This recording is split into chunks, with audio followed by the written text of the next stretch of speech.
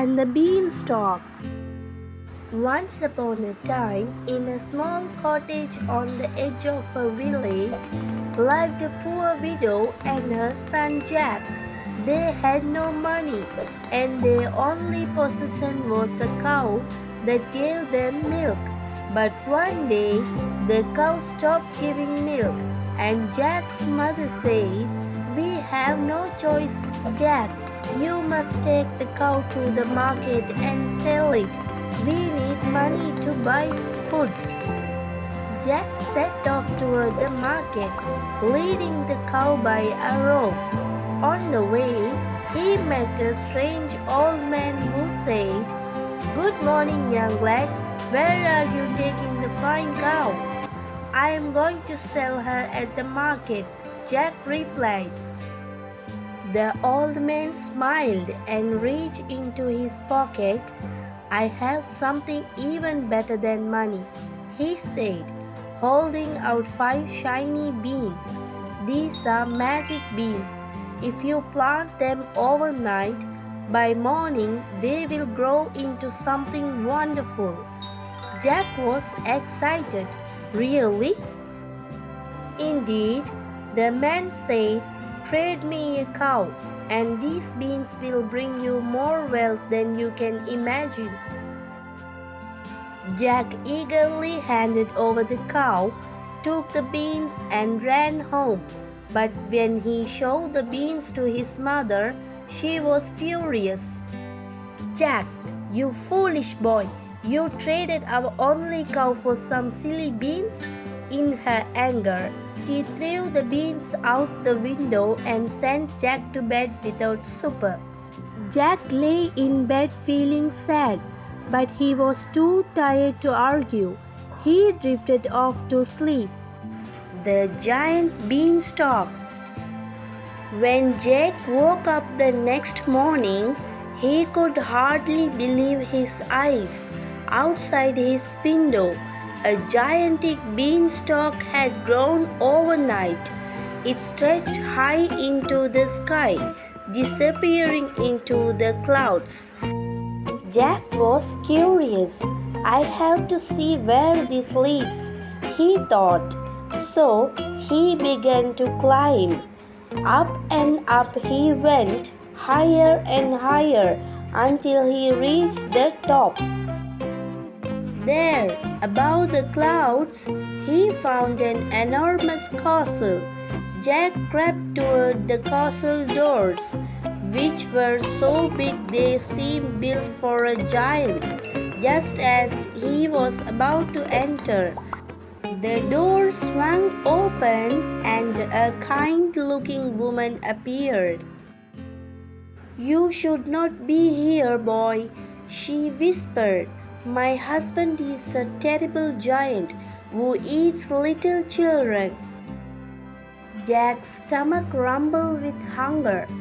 "Please, I am starving," he pleaded. The woman sighed. "Very well, but you must hide when my husband returns."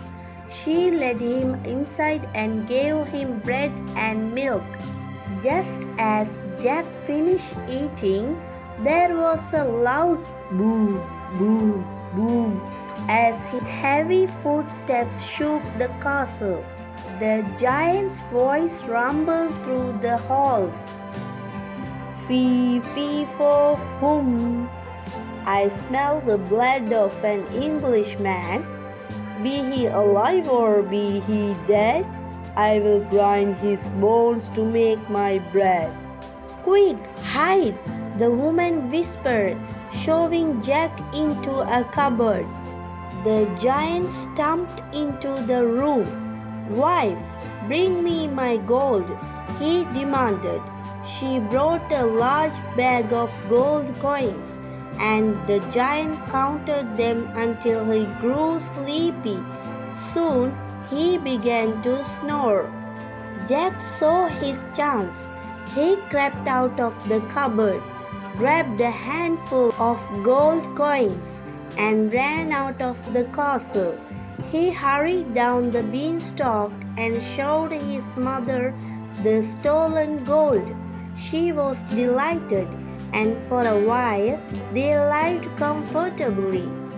The hen that laid golden eggs. But the gold did not last forever, and soon Jack and his mother were poor again. Jack decided to climb the beanstalk once more. This time, when he entered the castle, the giant's wife was reluctant to help him. "You were lucky last time. If my husband finds you, he will surely eat you." But Jack begged, and she gave him some food. Once again, the giant returned with a thunderous boom, boom, boom, and roared, "Fee, fee, fo, fum, I smell the blood of an Englishman. Be he alive or be he dead, I will grind his bones to make my bread." "Hush," his wife said, "you only smell the food I have cooked for you." The giant grumbled and sat down. This time he took out a little hen and commanded, "Lay." The hen laid a golden egg, and the giant laughed with glee. Jack's eyes widened. Soon the giant dozed off, and Jack crept out of his hiding place. He grabbed the little hen and ran as fast as he could down the beanstalk. When he reached home, he showed the hen to his mother. For then on, the hen laid a golden egg every day, and they never went hungry. The magic harp and the chase. Even though Jack and his mother were now rich, Jack was curious. What other treasures did the giant have? One last time, he climbed the beanstalk. This time, the giant's wife refused to let him in. "You have stolen from my husband twice. I will not help you again." But Jack was clever and sneaked into the castle while she was busy. He hid behind the pot and waited. Soon the giant returned, stomping and bellowing his usual chant. "Fee, fee, fo, fum, I smell the blood of an Englishman. Be he alive or be he dead, I will grind his bones to make my bread." After eating, the giant brought out the golden harp and said, "Sing." The harp began to play a beautiful tune all by itself. The giant soon fell asleep, snoring loudly. Jack saw his chance. He dashed forward, grabbed the harp, and ran. But the harp was enchanted, and it cried out, "Master, master, help me!" The giant woke with a roar and saw Jack running away. Furious, he chased after him. Jack ran as fast as he could, with the giant close behind. He reached the beanstalk and scrambled down. End of the giant. The giant began to climb down after him. "Mother, quick, bring me an axe!" Jack shouted. His mother rushed out with an axe. Jack swung with all his might. Chop! He struck the beanstalk. Chop, chop!